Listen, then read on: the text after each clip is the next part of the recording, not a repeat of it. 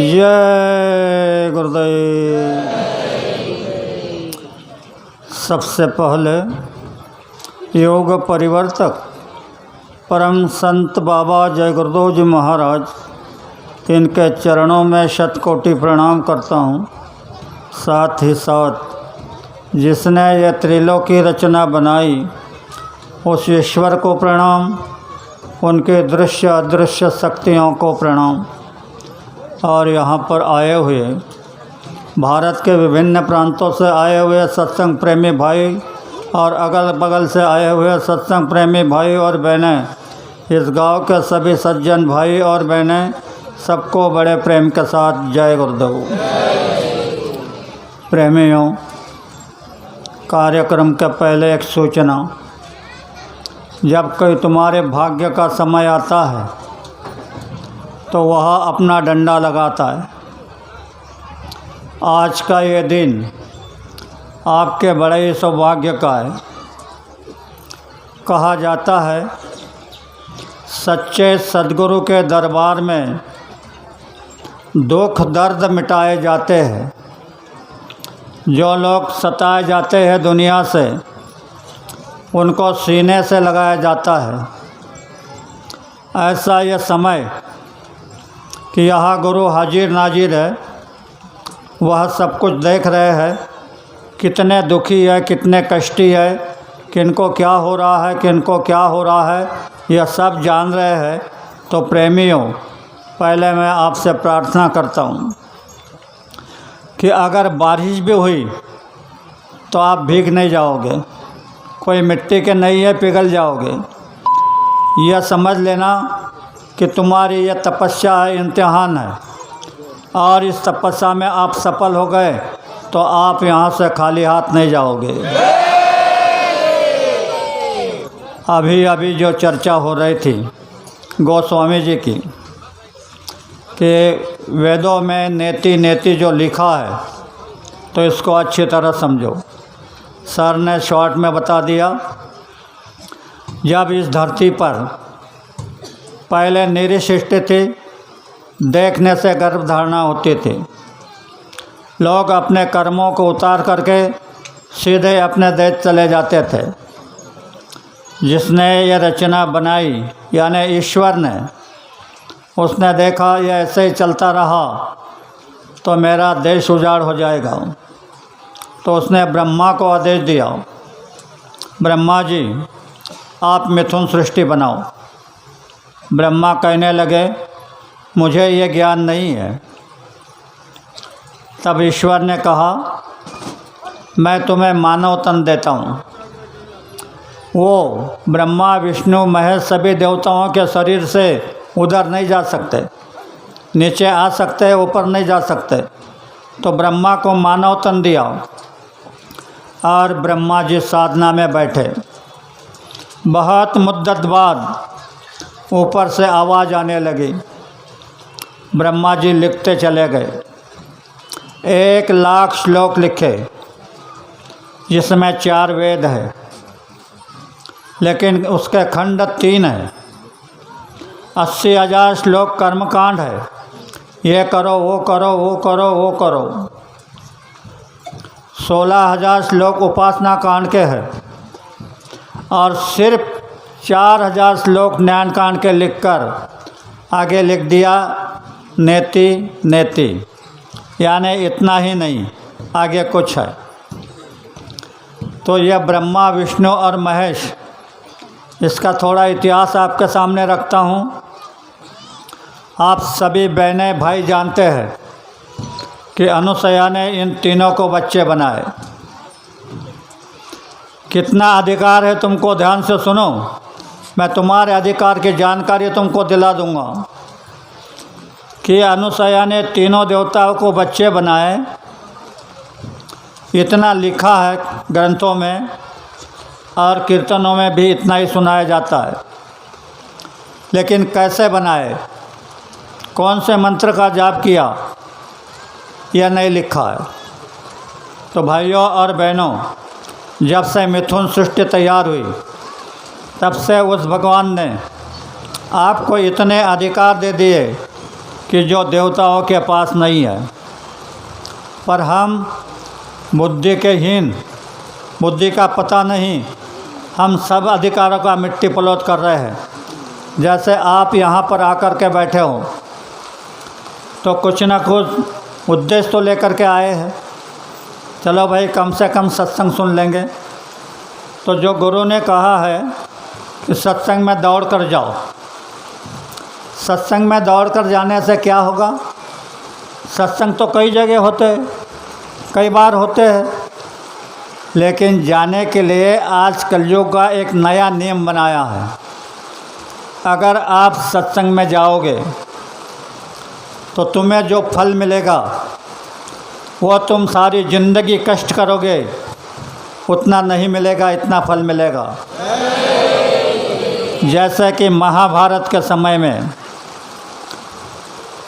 पांडवों को राजसूय यज्ञ कराने का आदेश हुआ पंडु राजा का ऊपर से, तो राजसूय यज्ञ कर लिए।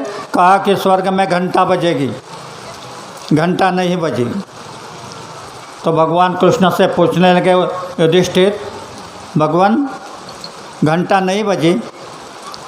तो भगवान ने कहा, कृष्ण ने कहा, तुम्हारे गांव में एक महात्मा सुपच नाम के जाति के भंगी है, वो नहीं आए, जब तक तो खाना नहीं खाएंगे तब तक घंटा नहीं बजेगा। तब युधिष्ठिर बुलाने गए, उन्होंने कहा कि मैं आता हूँ, पर मुझे 101 यज्ञ का फल चाहिए। युधिष्ठिर कहने लगे, हम तो यह पहला यज्ञ कर रहे हैं, 101 यज्ञ का फल कहाँ से लाऊं? वापस आ गए। फिर अर्जुन गए, भीम गए, सबको यही जवाब। अंत में द्रौपदी भगवान से कहने लगी, भगवान क्या मैं जाऊं? भगवान ने कहा, अरे सब वापस आ गए, तुम क्या करोगे जा कर के? बोले आपका आदेश होगा तो मैं जाती हूँ, यानी नम्रता से। बोले ठीक है, जाना चाहती है तो जाओ। द्रौपदी सुपच के पास गई, प्रणाम किया, कहने लगी, महाराज हमारा राजसूय यज्ञ है तो मैं भोजन का निमंत्रण देने आई हूँ। द्रौपदी भी को सुपच ने वही कहा कि मुझे 101 यज्ञ का फल चाहिए। बहुत अच्छी तरह सुनो। द्रौपदी ने कहा, महाराज तुम्हारे जैसे महात्माओं ने कहा है कि संत दरस को जाइए तज ममता अभिमान, जो जो कदम आगे बढ़े कोटि यज्ञ समान। तो मैं ममता और अभिमान को त्याग कर, संसार को त्याग कर आपके दर्शन को आई है। तो मेरे कितने कदम हुए मुझे मालूम नहीं, लेकिन एक कदम में कोटि यज्ञ का फल है, तो आप उसमें से 101 निकाल लो और मेरे साथ चलो। तो सुपच को जाना पड़ा। ऐसे ही आप यहाँ पर आए हो तो आप चलकर आए हो, चलकर आए हैं तो ये यज्ञ का फल आपके पल्लों में आएगा। ये क्यों जारी किया? क्योंकि तुम्हारे हमारे ऊपर इस कलयुग में न जाने कितने कर्म चढ़े हैं, कितने अंबार पड़ा है। और अभी अभी हमारे प्रेमी भाइयों ने बताया कि बाबा जय गुरुदेव जी महाराज तुमको तुम्हारे देश ले जाने वाले हैं। तो ऐसे तो नहीं जा सकते, बोझ लेकर के नहीं जा सकते। जब तक आपके कर्म नहीं उतरेंगे तब तक नहीं जा सकते। तो इन कर्मों को उतारने के लिए बाबा जय गुरुदेव जी महाराज ने योजना बना दी कि सत्संग में जाओ और करोड़ों यज्ञ का फल पाओ, तुम्हारे कर्म हल्के हो जाएंगे। ऐसे कई प्रकार की योजना बनाई। तो भाइयों और बहनों, मैं ज़्यादा बोलना नहीं चाहता, थोड़ा मुझे बताना है, उसे ध्यान से सुनो। हमारे प्रेमियों ने जब हम निमंत्रण गए गांव-गांव में तो कहा कि आप वहां पर आओगे तो आपको आपकी ज़िंदगी में सुने नहीं होंगे ऐसे वचन सुनाए जाएंगे और आप खाली हाथ नहीं आओगे। आप मालिक से प्रार्थना करोगे, लेकिन बात एक ध्यान में रखो कि यहाँ पर आप संसार का किसी भी प्रकार का जरा भी चिंतन मत करना। गुरु को समर्पित होकर के यहाँ बैठो।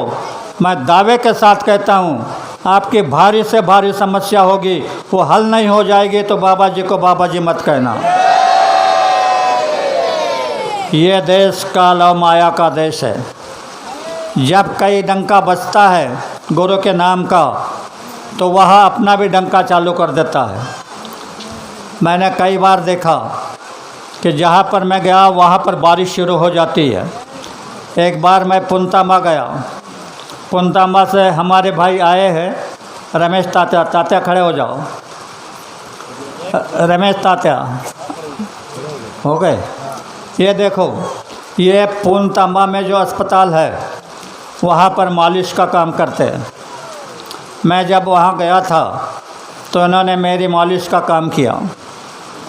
मैंने देखा बड़ा सीधा आदमी है, धार्मिक है, तो इनको थोड़ी बातें बता करके इनके लिए मैं वहाँ पर खुद का डीजल खर्च करके गाड़ी करके लेके गया और वहाँ पर सत्संग सुनाया और इनको कहा कि पूर्णिमा के समय आप आ जाना। तो ये अपने दोस्तों को, अपने परिवार को लेकर के यहाँ पहुँचे हैं। इनको उम्मीद है कि मेरी सारी समस्याएं बाबा जय गुरुदेव जी महाराज हल कर देंगे। उसी तरह सभी भाइयों से विनम्र प्रार्थना है, जब कोई परिवर्तन का समय होता है तब पुराने कोई भी नियम धर्म के या किसी भी नियमों को खारिज कर दिया जाता है। जैसे महाभारत में दोनों सेना आपने सामने खड़ी हो गई। अर्जुन को भगवान ने कहा उठाओ गांडीव। तब अर्जुन धर्म बताने लगा कि हे भगवान, सामने मेरे गुरु है, मेरे पिता है, मेरे भाई है, मेरे पुत्र है, मेरे पौत्र है, इनको मार के मुझे राजपाट नहीं चाहिए, मैं भीख मांग के गुजारा कर लूँगा। भगवान कृष्ण हक्का बक्का हो गए। सोचने लगे कि जिनके ऊपर ये महाभारत रचा था वही गांडी उठाने को तैयार नहीं। तो कहा कि अर्जुन बड़े करुण स्वर में कहने लगे, हे कुंती, हे धनुर्धर, हे पार्थ, मेरी बात को सुनो और आप गांडी उठाओ। अर्जुन तैयार नहीं हुए। लास्ट में कहा कि आग बंद करो। और जब अर्जुन ने आग बंद की तो भगवान ने अपनी विनाश लीला अपनी योग माया से उसको दिखाई। तो अर्जुन थर थर थर करने लगा, कहने लगे प्रभु इस लीला को बंद करो, मैं युद्ध करने को तैयार हूँ। युद्ध हुआ, जीत पांडवों की हुई। और जब बैठे तो अर्जुन कहने लगा मैंने ऐसे तीर चलाए, भीम कहने लगा मैंने ऐसी गदा चलाई। भगवान ने कहा ठहरो, तुमने कुछ नहीं किया, तुमने जनहत्या का पाप सर पे ले लिया। तो युधिष्ठिर कहने लगे भगवान युद्ध करने के लिए तो आपने ही कहा था। तब भगवान ने जवाब दिया कि हे युधिष्ठिर, जिस समय मैंने अर्जुन को गांडी उठाने के लिए कहा तब अर्जुन ने युद्ध नहीं किया। जब विनाश लीला दिखाई तो मरने के डर से अर्जुन ने युद्ध किया, इसलिए तुमको जनहत्या का पाप लग गया। तो बोले प्रभु क्या करना पड़ेगा, इसका प्रायश्चित क्या है? तो जाओ वैतरणी में डूब जाओ। तो प्रेमी भाइयों और बहनों अच्छी तरह समझो, गुरु महाराज को ये कहने की क्या ज़रूरत थी। तो कहा जब जाने लगे तो कहा कि अपना मुंह ढक लो। बोले क्यों?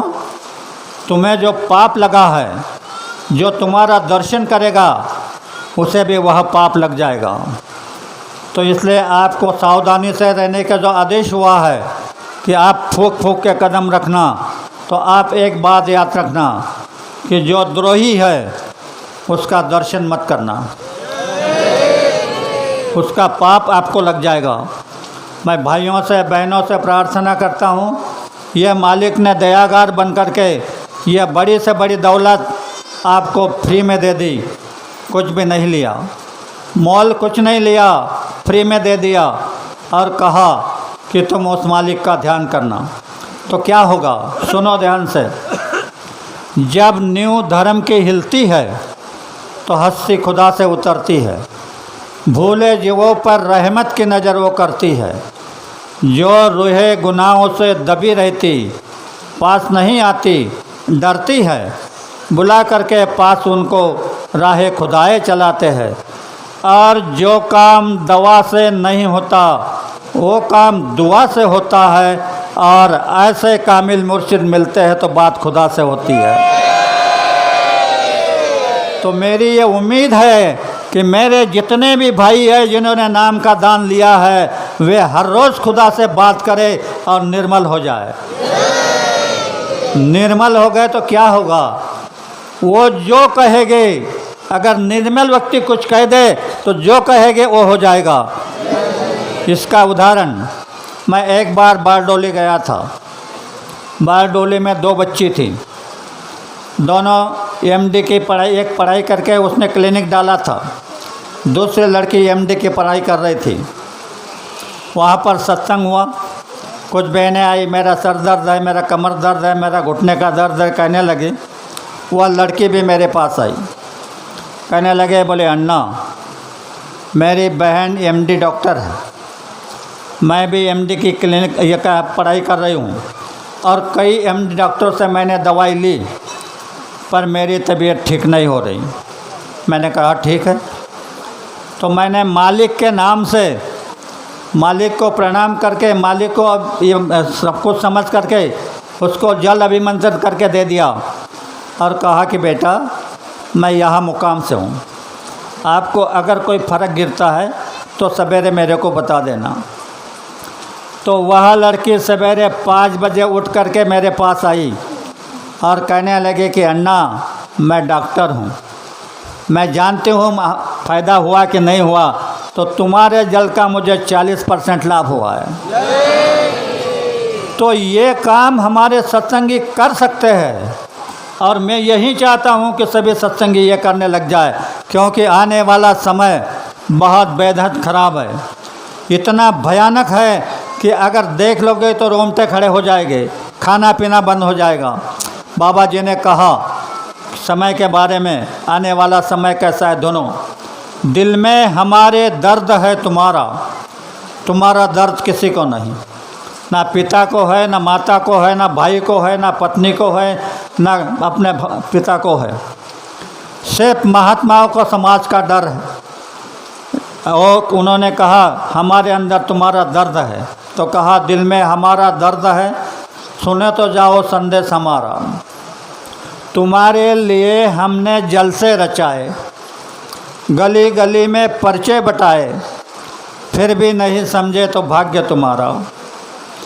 अरे पूरब में बदबू, पूरब और पश्चिम में बदबू बहेगी, बहुत अच्छी तरह सुनो।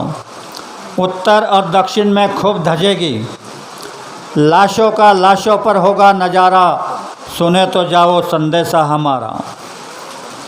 इतना कहने के बाद फिर कहा कि तुम्हारे ऊपर भारी से भारी संकट आ जाएगा तो यह जयगुरु नाम तुम्हारी रक्षा कर लेगा। तो सभी सत्संगी गैर सत्संगियों से विनम्र प्रार्थना है, आप जयगुरु नाम से जुड़ जाओ। पुराने जितने भी धर्म के नियम हैं वो सब खारिज कर दो। हिंदू, मुसलमान, सिख, ईसाई, बौद्ध, फारसी, जैन, जितने भी धर्म हैं वे खारिज हो गए। इसके बाद ये पहले तो मैंने बताया अर्जुन की बात, तब अर्जुन को भगवान बता रहे थे कि अर्जुन सर्वधर्म परित्यज्य माम त्वम एकम शरणम गच्छामि, सभी धर्मों के उपांग मुझको समर्पित कर दे और तू एक को शरण चला जा। तो अर्जुन ने वह किया नहीं, उसका परिणाम हुआ। आज भी हमारे देश के महात्मा बता करके गए कि योग, याग, विधि ये ने नोहे सिद्धि, वायाची उपाधि, दम्भ धर्म। ज्ञानेश्वर महाराज, संत शिरोमणि ज्ञानेश्वर महाराज बता करके गए कि तुम योग करोगे, यज्ञ करोगे, व्रत करोगे तो तुम्हें कुछ मिलने वाला नहीं। आपको कलयुग में क्या मिलने वाला है? तपस्या की तो ज़रूरत है, पूजा की तो ज़रूरत है। तो देखो भक्ति कैसे होती है, भक्ति के बिना मुक्ति नहीं। तो कलयुग की भक्ति है गुरु आदेश का पालन, खाली गुरु आदेश का पालन। आपको एक पैर पे खड़ा होना नहीं है, किसी मंत्रों का जाप करना नहीं है, जंगल में जा कर के भूखा प्यासा तप नहीं करना है, तीव्र तप करने की ज़रूरत नहीं है। अपने ही घर बैठ कर के जय गुरुदेव नाम को अपना लो और घर बैठ कर के जो महाराज ने बताया उसी के सहारा आप साधना करो, फिर देखो क्या होता है। लेकिन पहले आप अपने संसार को बांध करके अलग रख दो। मैं उदाहरण बताता हूँ। आज 10 साल से मेरा ये पैर इतनी तकलीफ़ कर रहा था कि मैं चल नहीं सकता था। फिर भी मैं चलता रहा, काम करता रहा, देखता रहा। आखिर उबक गया तो एक दिन मालिक से प्रार्थना की कि हे मालिक, अगर मुझसे काम लेना है तो इसको निपक दो, इसको ख़त्म कर दो। तो मेरी तबीयत, मेरी टांग एकदम क्लियर हो गई है। क्या नहीं कर सकते, क्या नहीं मांग सकते, आज मांगने का दिन है तुम्हारा। गुरु के पास रूठने का दिन है। वैसे तो रूठना नहीं चाहिए, फिर भी संसार है, संसार के लिए मांगना पड़ेगा। तो मांग सकते हैं। किसकी बच्चा नहीं है तो बच्चा मांग सकते हैं, किसी की बेटी की शादी नहीं हो रही तो शादी कराने का मांग सकते हैं। आप जो भी कुछ चाहे वो मांग सकते हैं, लेकिन निर्मलता से। यहाँ पर बैठे हुए जो भी लोग हैं, इनसे मैं प्रार्थना करता हूँ, ये जो मैं बता रहा हूँ, आप कोई भी व्यक्ति इस पर शंका मत करना। अगर आप शंका कर लोगे तो इसका आधा फल हो जाएगा, पूरा फल मिलने वाला नहीं है। क्योंकि बाबा जी हर समय जब स्टेज पर आते थे तो ये कहते थे कि शंका मत करो, शंका बुरी बला है, शंका असुर है, एक राक्षस है। और ये राक्षस देवताओं को भी इसने घमंड के ये किया था। तो इस शंका को आप मत करना, निर्मल रहना। पसंद आए तो जेब में रखना, नहीं है तो फेंक देना। लेकिन शंका करोगे तो बहुत भारी नुकसान होगा, समाज का भी होगा, तुम्हारा भी होगा। तो भाइयों और बहनों, आपसे मैं विनम्र प्रार्थना करता हूँ कि आपने गुरु से नाम का दान लिया है। नाम दान अलग और दीक्षा अलग। पहले दीक्षा दी जाती थी, दीक्षा दी भी जाती है, वापस भी ली जाती है। लेकिन नाम का दान तुमको जब तक तुम अपने देश नहीं जाते तब तक वो तुमको दान में दिया है, और वादा कर दिया कि मैं तुम्हें वहाँ पहुँचाने बगैर यहाँ से जाने वाला नहीं। जब उन्होंने वादा किया है तो हमें इधर उधर भटकने की क्या ज़रूरत है। पर काल का चक्र इतना घना है, कोई किधर जा रहा है, कोई किधर जा रहा है, कोई किस पर विश्वास कर रहा है, कोई किस पर विश्वास कर रहा है। यहाँ मिल जाएगा, वहाँ मिल जाएगा। अरे सच्चा दरबार तो ये है, इस दरबार में आप जो मांगो वो मिलेगा। और दरबार में क्या रखा है?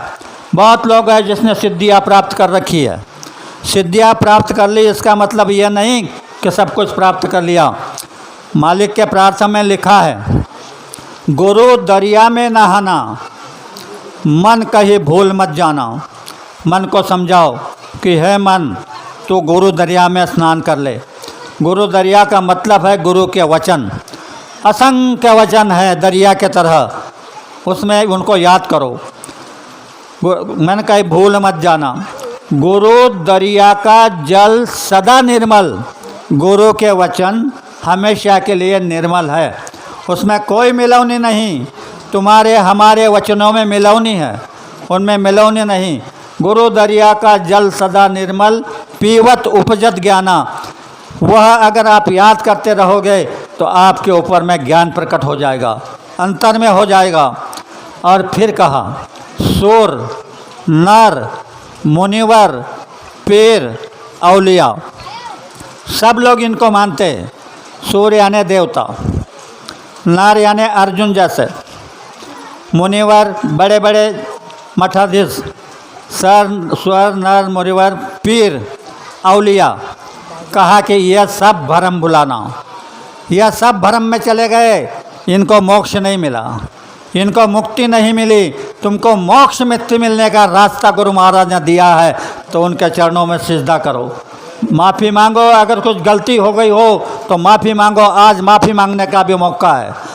तुम्हारे लिए आज का दिन एक सौभाग्य का दिन है, सुनहरा दिन है। इस दिन आप कुछ भी मांग सकते हैं। तो प्रेमी भाइयों और बहनों, क्या चल रहा है? क्या बंद है? बंद है। चालू है। चलो, ज़्यादा समय नहीं लेना चाहता हूँ, बारिश हो रही है। हाँ, बारिश हो रही है तो थोड़ा दूसरा काम है मेरा, वो कर लेता हूँ। एक संकल्प आप सबको दे रहा हूँ, नए पुराने जितने भी हो, आपको संकल्प देता हूँ। यह संकल्प आपके काम आएगा। पहले मैं बोलूँगा, बाद में आप बोलना। बोलो जय गुरुदेव। हे गुरुवर, हम सबको सच बुद्धि दो, सच बोलने का ज्ञान दो, सत स्वरूप का अभ्यास दो, सत कर्तव्य करने की शक्ति दो। हे भगवान, हमारे अंदर जो कुछ कमी नज़र आती है उसमें हमारा ध्यान लगाकर उसे पूर्ण करने का अवसान दो। हे बाबा जय गुरुदेव जी महाराज, हम कलयुग के अज्ञान जीव है, ना धर्म जानते हैं, ना कर्म जानते हैं। जाने अनजाने हमसे जो गलतियां हो गई उसे माफ़ कर देना। हे विश्व धर्म को नियमन करने वाले परमात्मा, हम तुझको स्मर के प्रतिज्ञा करते हैं, आज से हम मांसाहार नहीं करेंगे, नशीली चीज़ों का सेवन नहीं करेंगे। अंत समय में तुझ में समरस हो जाऊं, यही हमारा उद्देश्य है, यही हमारा ध्येय है। इसे पूर्ण करने हमें शक्ति दे, वरदान दे, शक्ति दे, वरदान दे। जय गुरुदेव। जिन नए प्रेमियों ने संकल्प लिया है उनके लिए मालिक की दया से सवेरे आप 4 पाई से उठोगे तो एक माला जय गुरुदेव नाम की करना। शाम को सब कुछ निपट करके 4 पाई सोने जाओगे तो एक माला जय गुरुदेव नाम की करना। मांस, मछली, अंडे से और शराब से दूर रहना। महापुरुषों के बताए रास्ते पे चलना। ये 8 माला करने वाले जो हम हमारे पुराने भाई है, जो सवेरे 8 माला, शाम को 8 माला कर रहे हैं, इन 8 माला करने वालों को जो मिलेगा वही तुमको मिल जाएगा। इसी के साथ साथ मैं मेरे 2 शब्दों को विराम देता हूँ। भूल चूक की माफ़ी चाहता हूँ। आप सबको बड़े प्रेम के साथ जय गुरुदेव।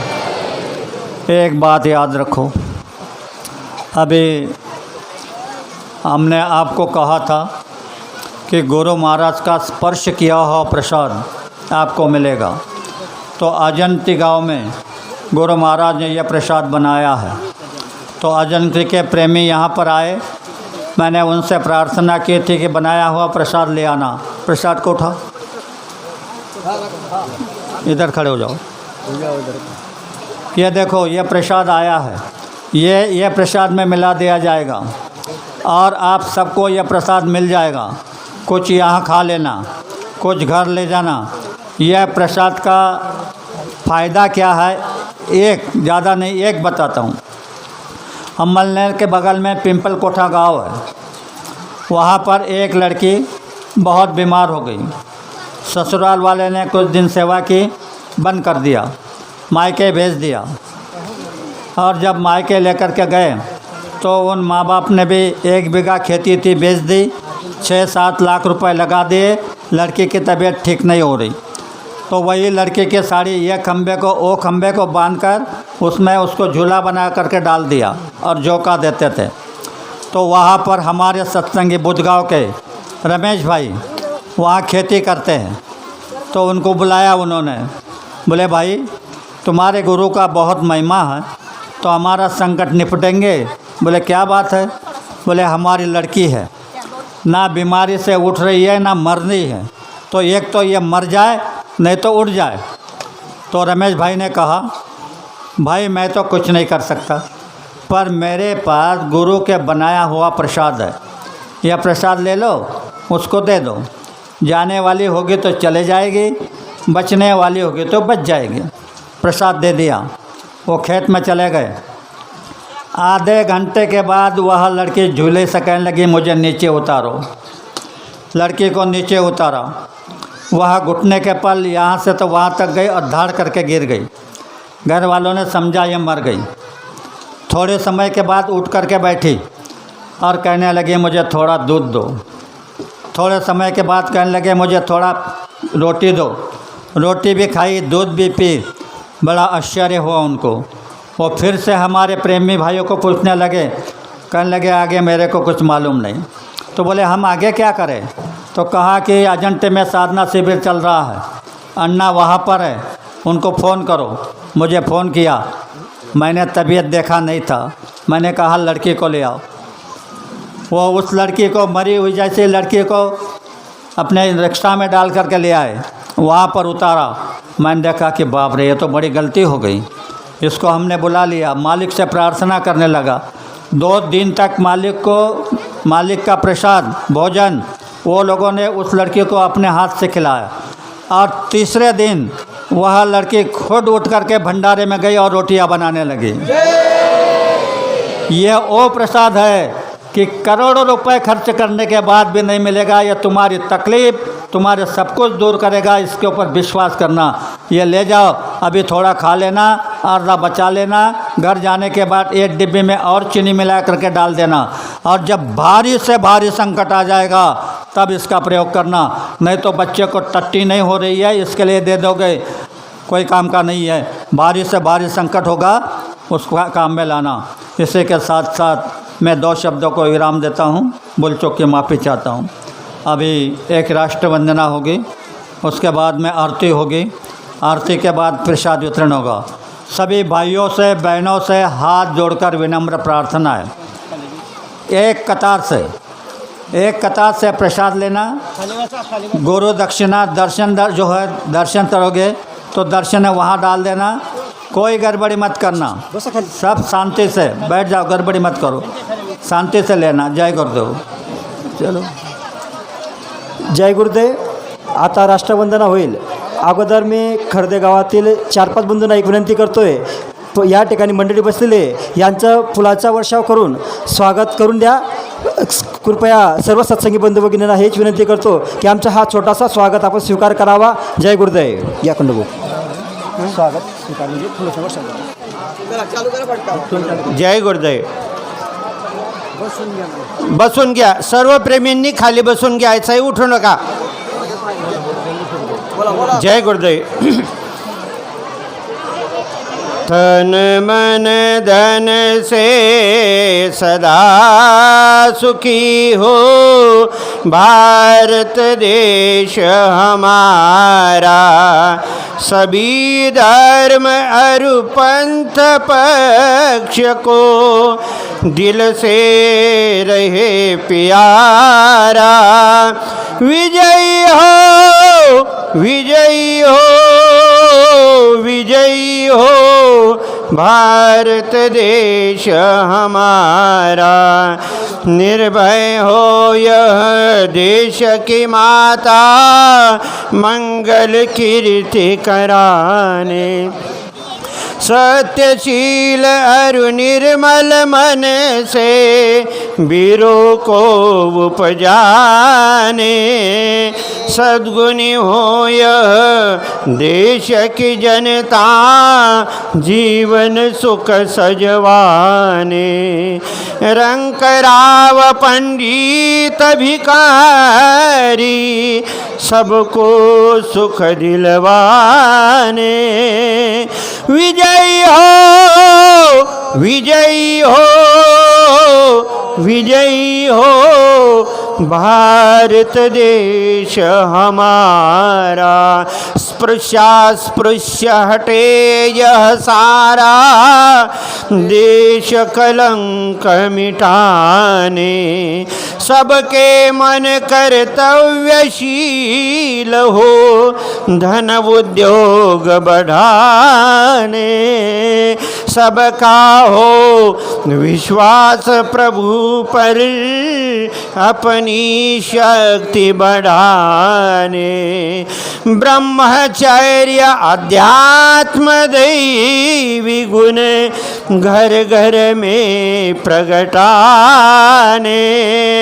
सबका रहे सिपाही शत्रु को दहशाने। दुकड़िया दास कहे स्फुरती हो सबको भक्ति कराने। विजयी हो, विजयी हो, विजयी हो भारत देश हमारा। तन मन धन से सदा सुखी हो भारत देश हमारा। भारत देश हमारा। जय गुरुदेव। जय गुरुदेव. कृपया लक्ष द्या. पुढच्या महिन्यामध्ये 11 ऑगस्ट रोजी रक्षाबंधन निमित्त अंमळनेर तालुक्यातील मंगरूळ या ठिकाणी अण्णासाहेबांचा व दादासाहेबांचा जाहीर सत्संगाचा कार्यक्रम सकाळी ठीक 9 वाजता आयोजित केलेला आहे. तसेच 1 सप्टेंबर ते 4 सप्टेंबरपर्यंत 4 दिवसीय साधना शिबिर इंदूर आश्रमावर आयोजित केलेलं आहे. ह्या कार्यक्रमाची देखील आपण सर्वांनी नोंद घ्यावी. त्यानंतर 25 सप्टेंबर ते 5 ऑक्टोबरपर्यंत चोपड्या तालुक्यातील अजंती शिव या ठिकाणी साधना शिबिराच्या कार्यक्रमाचं आयोजन केलेलं आहे. कृपया आपण या सर्व कार्यक्रमांची नोंद घ्यावी. जय गुरुदेव. पुढच्या रविवारी शाकाहारी प्रचाराची रॅली कुठे राहील हे विशाल सर मेसेज टाकतील. आपल्याला सर्वांना सूचना मिळून जाईल. आता सर्वांनी सामुदायिक आरती म्हणूया. जय गुरुदेव.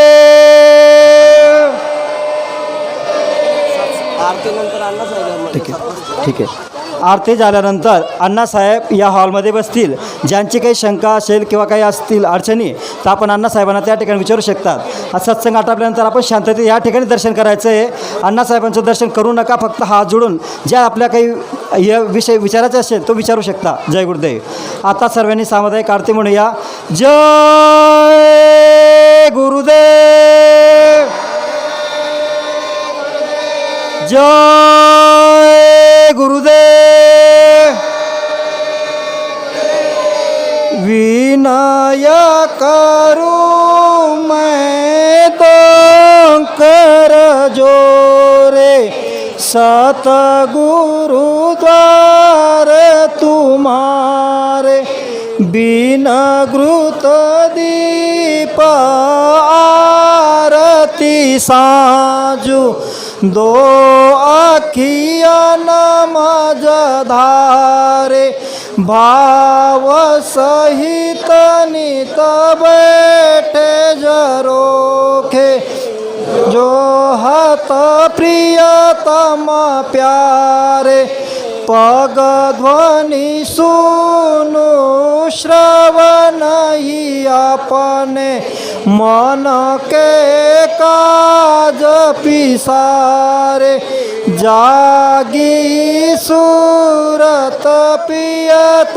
चरणामृत पियत हुई न्यारे घंटा शंख मृदु बनसी बीन सुनायो जय गुरुदेव आरती करती भवत जय जयकारे विनय करू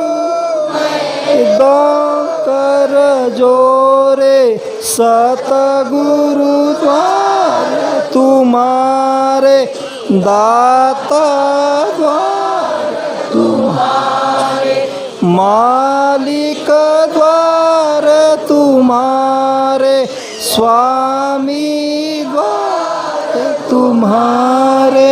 जय गुरुदेव, जय गुरुदेव।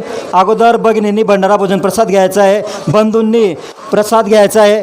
आपण सर्व भगिनी